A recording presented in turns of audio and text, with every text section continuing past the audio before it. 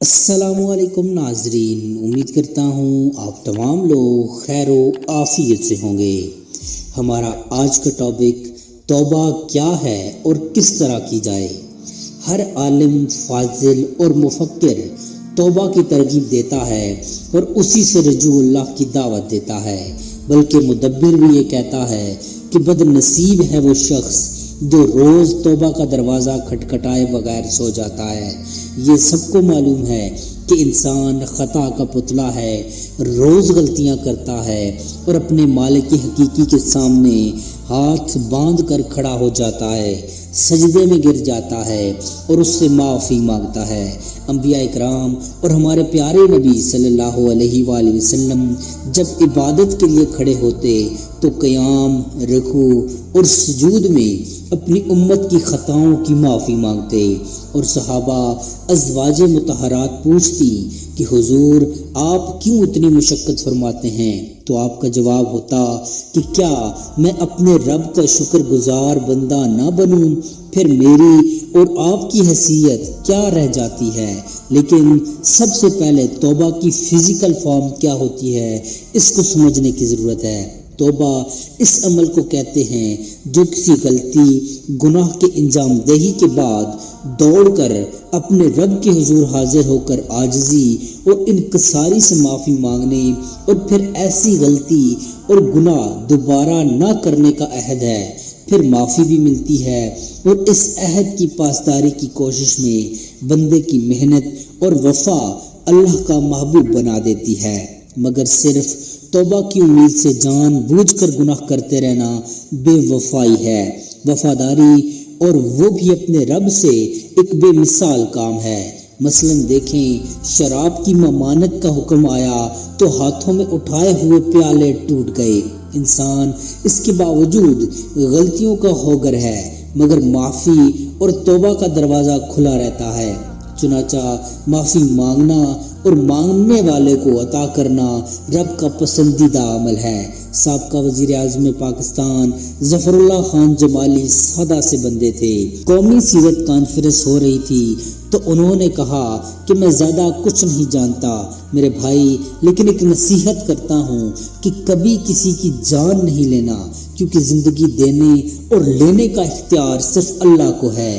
آپ ایسے کریں گے تو یہ بہت بڑا ظلم ہوگا اور اللہ کے اختیار میں دخل اندازی ہے جو اسے پسند نہیں۔ دوسرا، کسی کی عزت نہیں چھیننا، کیونکہ عزت و آبرو کا احترام اور جان کی حرمت کعبے سے بھی زیادہ رکھی گئی ہے، اور حضور صلی اللہ علیہ وآلہ وسلم نے آخری خطبے میں بڑی وضاحت کے ساتھ انسانی جان اور عزت کی حفاظت کا درس دیا۔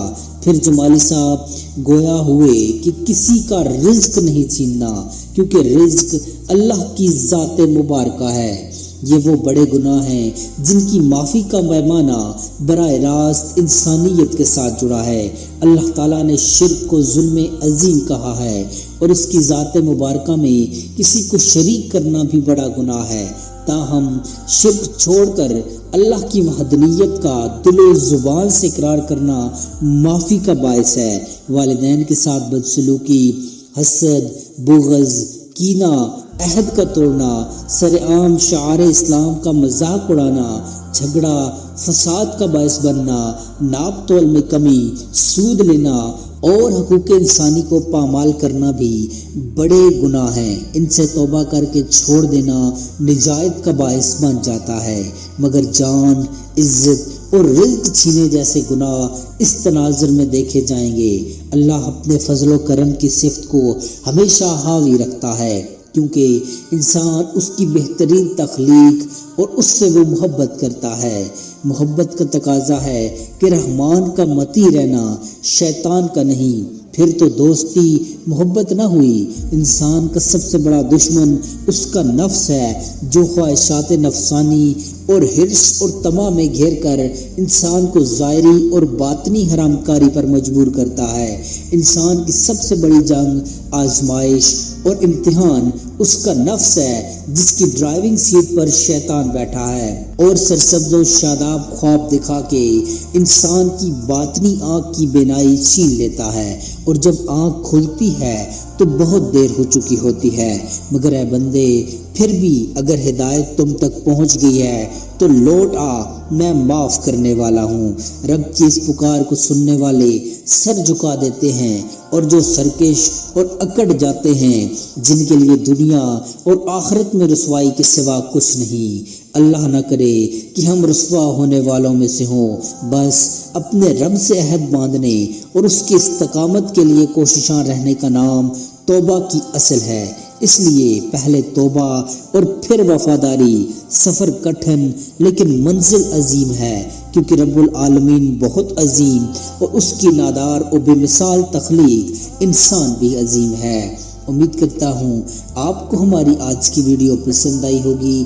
مزید ایسی انفارمیٹیو ویڈیوز دیکھنے کے لیے چینل کو سبسکرائب کر لیجئے۔ جزاک اللہ خیرہ۔